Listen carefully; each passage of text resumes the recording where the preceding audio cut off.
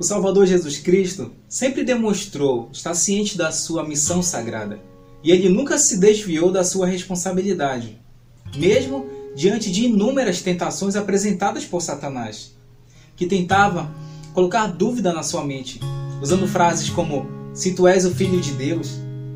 Mas o Salvador estava em comunhão com o Pai. Ele conhecia as Escrituras e ele sabia quem ele era. E é essa comunhão que ele espera de cada um de nós.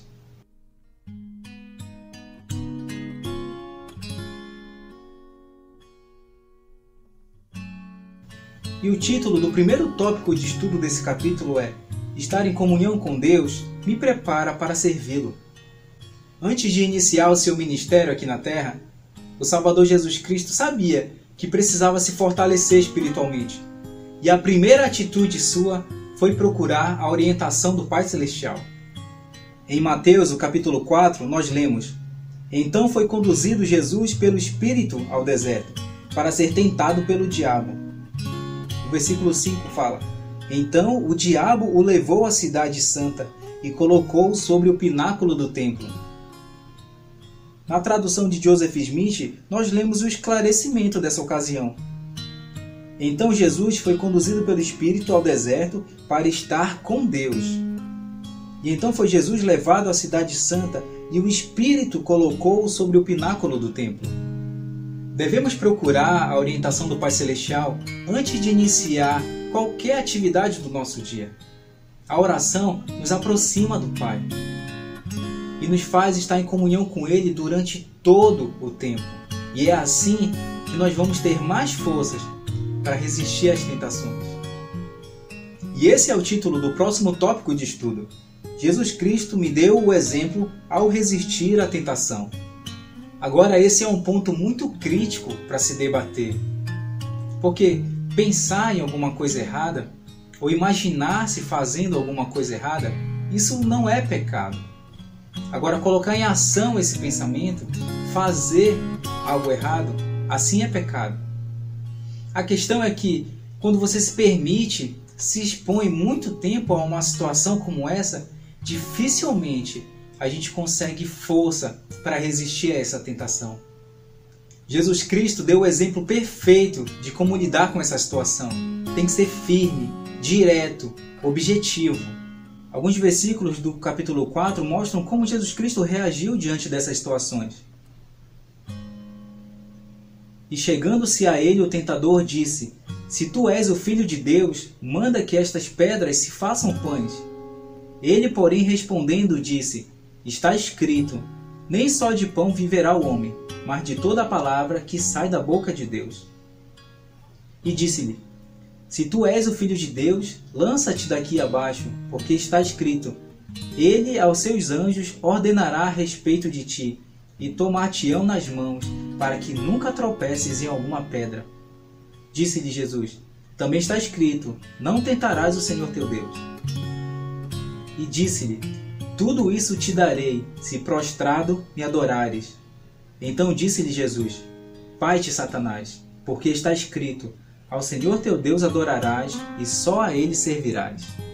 Ao citar as Escrituras para contrapor os pontos questionados, o Salvador nos ensinou que o conhecimento nos ajuda a resistir às tentações e demonstra também a nossa determinação de mostrar que nós escolhemos o caminho certo e de que não vamos abrir mão.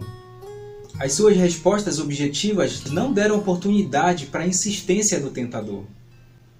Às vezes, nós nos sentimos mal, com aquele sentimento de culpa quando nós enfrentamos tentações. A gente não precisa se sentir assim. A gente tem que lembrar que até mesmo o Salvador, que viveu sem pecado, ele também foi tentado. Na verdade, é até bom a gente lembrar. Pelo Salvador ter enfrentado tentações e ter vencido, ele sabe como é esse sentimento. E ele também vai nos ajudar a resistir às nossas tentações. Em Hebreus, no capítulo 2, nós lemos: "Porque naquilo que ele mesmo, sendo tentado, padeceu, pode socorrer os que são tentados." No capítulo 7 de Alma, explica: "E ele seguirá, sofrendo dores e aflições e tentações de toda espécie, E isso para que se cumpra a palavra que diz que ele tomará sobre si as dores e as enfermidades de seu povo. E tomará sobre si a morte, para soltar as ligaduras da morte, que prendem o seu povo. E tomará sobre si as suas enfermidades, para que se lhe encham de misericórdia as entranhas, segundo a carne, para que saiba, segundo a carne, como socorrer seu povo, de acordo com as suas enfermidades. O próximo tópico de estudo é: Jesus Cristo é o Messias que foi profetizado. Ve'amech kulam tzadikim leolam yirshu aretz netzer matao maaser yadai lehitpaer hakiton Yeh ha'elef ve'hatzair l'goy atzum. Ani Adonai bita achishena.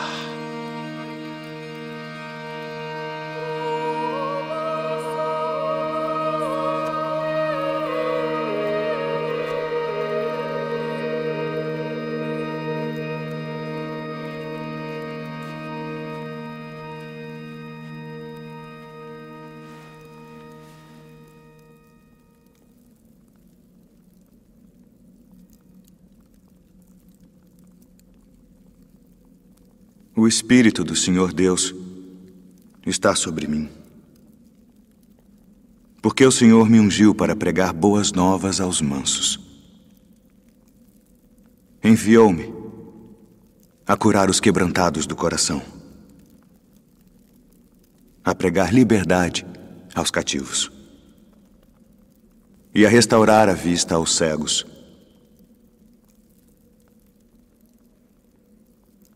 a pôr em liberdade os oprimidos,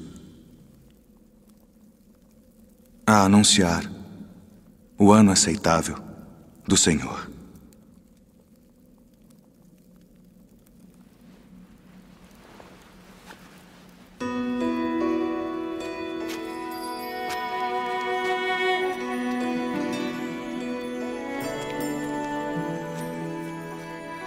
Hoje se cumpriu esta escritura em vossos ouvidos. Não é este o filho de José? Sem dúvida me direis: faze aqui na tua pátria tudo o que ouvimos ter sido feito em Cafarnaum. Em verdade vos digo que nenhum profeta é bem recebido na sua pátria. Em verdade vos digo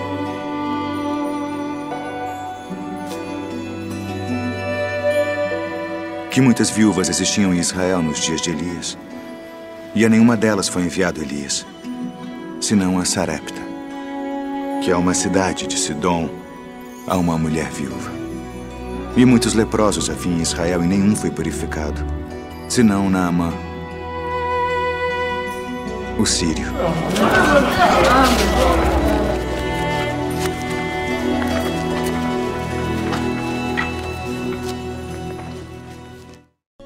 Você já se imaginou fazendo parte do cumprimento de uma antiga profecia? Parece muito, né? Mas nós vivemos e fazemos parte do cumprimento de inúmeras profecias referentes aos últimos dias. A sensação de se dar conta disso deve trazer o mesmo espanto que os judeus demonstraram quando eles ouviram Salvador dizer que ele era o Messias que havia sido prometido. No capítulo 4 de Lucas, nós lemos: E chegando a Nazaré, onde fora criado, num dia do sábado, segundo o seu costume, entrou na sinagoga e levantou-se para ler. E foi-lhe dado o livro do profeta Isaías. E quando abriu o livro, achou o lugar em que estava escrito: O Espírito do Senhor está sobre mim, porquanto me ungiu para pregar o evangelho aos pobres. Enviou-me para curar os quebrantados de coração, para apregoar liberdade aos cativos e dar vista aos cegos, para pôr em liberdade os oprimidos, e para anunciar o ano aceitável do Senhor. E fechando o livro e tornando-o a dar ao ministro, assentou-se. e os olhos de todos na sinagoga estavam fitos nele. Então começou a dizer-lhes: Hoje se cumpriu esta escritura em vossos ouvidos. E todos lhe davam testemunho e se maravilhavam das palavras de graça que saíam da sua boca, e diziam: Não é este o filho de José? Nessa ocasião, ele leu o capítulo 61 de Isaías, versículo 1 e 2. E ele citou Isaías descrevendo o que ele próprio havia sido enviado para realizar. Mesmo os judeus tendo esperado durante muitos anos para ver o cumprimento daquela profecia, muitos dos judeus não acreditaram que Jesus, que era conhecido como o filho de José, fosse aquele Messias que seria enviado. Trazendo para os nossos dias, a gente precisa se perguntar: hoje, o que me impede de aceitar o Cristo como meu Salvador? O que me impede de viver mais plenamente o seu Evangelho? E o título do próximo tópico de estudo é: Ao confiar no Senhor, Ele pode me ajudar a alcançar o meu potencial divino.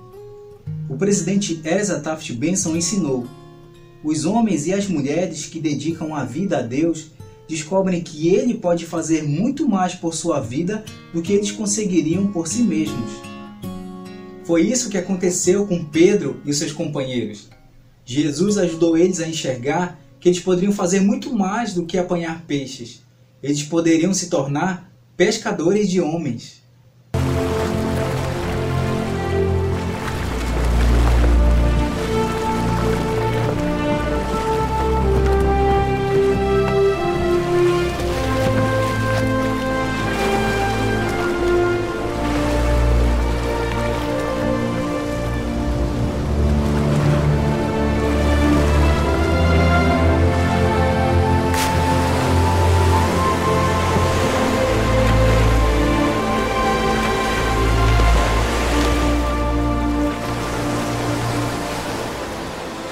Vinde após mim, e eu vos farei pescadores de homens.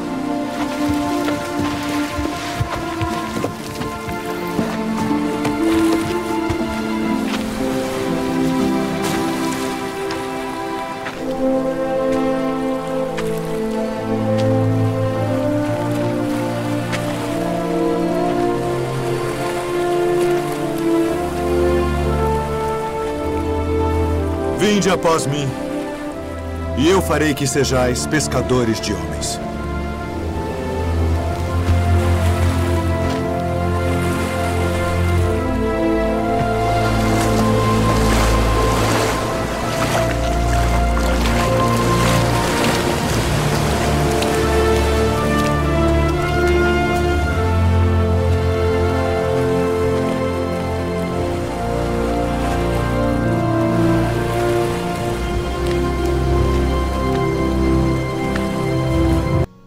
Mateus, no seu jeito muito objetivo, deixou registrado nos versículos 18 e 19 essa passagem.